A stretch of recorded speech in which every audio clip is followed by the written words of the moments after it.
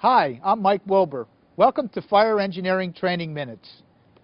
In our last segment, if you recall, we were using a aerial scope tower as an offensive weapon at a row of strip mall store type occupancies.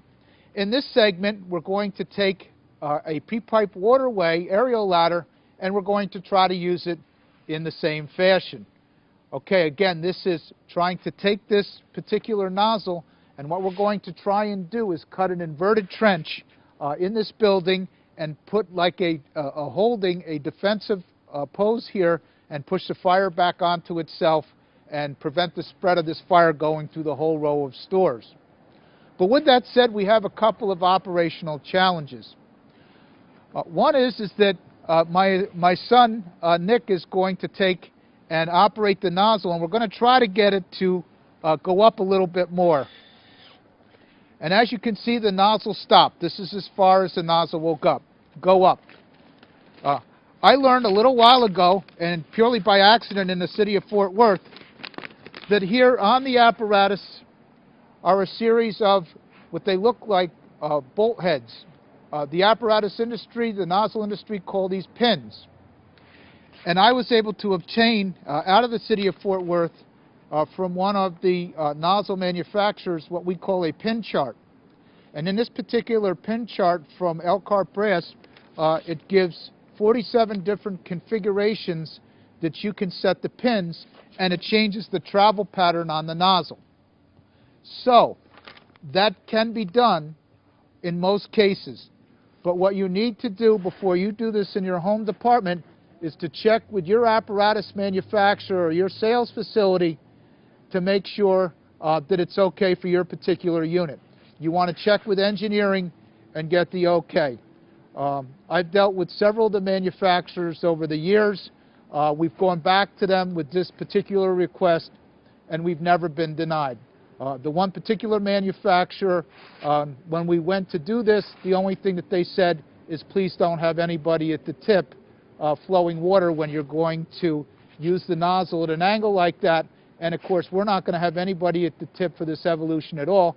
What we're going to do with this fire is we're going to take this glass out, and then we're going to push the nozzle assembly in. We'll have the nozzle assembly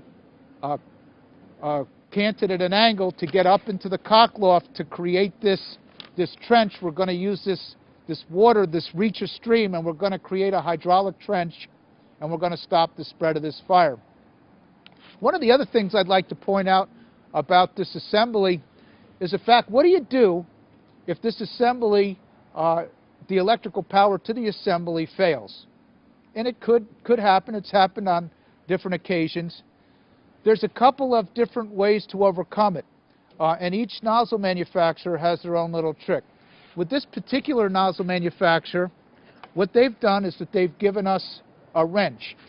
And on the other side, on Nick's side, we're going to hand him the wrench, and he will be able to torque on some bolts over there, and he will be able to get this nozzle assembly to move without electric. It takes a little while. We're doing it manually, what electric does, but it still works just fine. Thanks, Nick. Okay, one last point to be made here. Just as the evolution with the tower ladder having to have stacked tips, it's imperative in this evolution with this truck that, again, we have to have stacked tips. We're really looking for a lot of reach and penetration in the stream. The other thing that comes into play here, if we were to take and have a fog combination type nozzle, the orifice on that nozzle is very, very big. And we would not be able to get enough angle on that nozzle because of the diameter of the nozzle to be able to get that angle to get the water up in the cockloft to do any kind of sufficient good.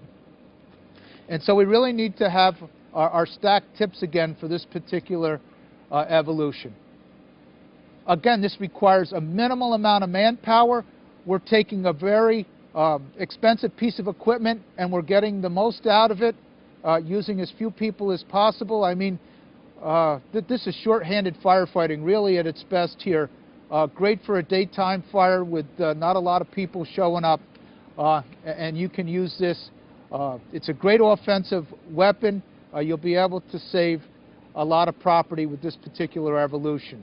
This is Mike Wilbur for Fire Engineering Training Minutes. We'll see you next time.